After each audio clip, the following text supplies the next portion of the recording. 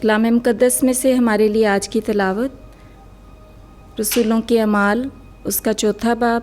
1 से 12 आयत तक। जब वो लोगों से कलाम कर रहे थे तो काहिन और हैकल का सरदार और सदूकी उन पर चढ़ आए, क्योंकि नहायत रंजीदा हुए कि वो लोगों को सिखाते और यीशु की नज़ीर देकर मुर्दों में से ज़िंदा होने की मुनादी करते थे, और उन पर हाथ डाले और दूसरे दिन तक कैद रखा, क्योंकि शाम हो गई थी। मगर बथेरे उनमें से जिन्होंने कलाम सुना था ईमान लाए,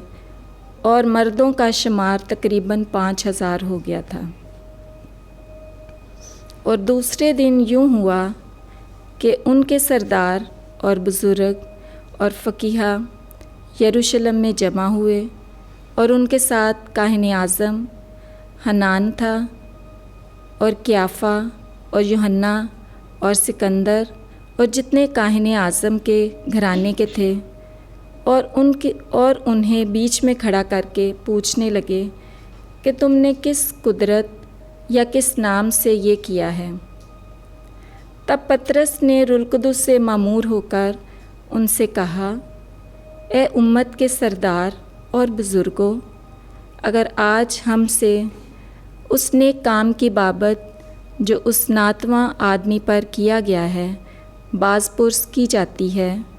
कि उसने किस वसीले से शिफा पाई, तो तुम सब और इस्राएल की सारी उम्मत को मालूम हो कि यीशु नासरी, जिसे तुमने सलीब दी और जिसे खुदा ने मुर्दों में से ज़िंदा किया, उसी के नाम से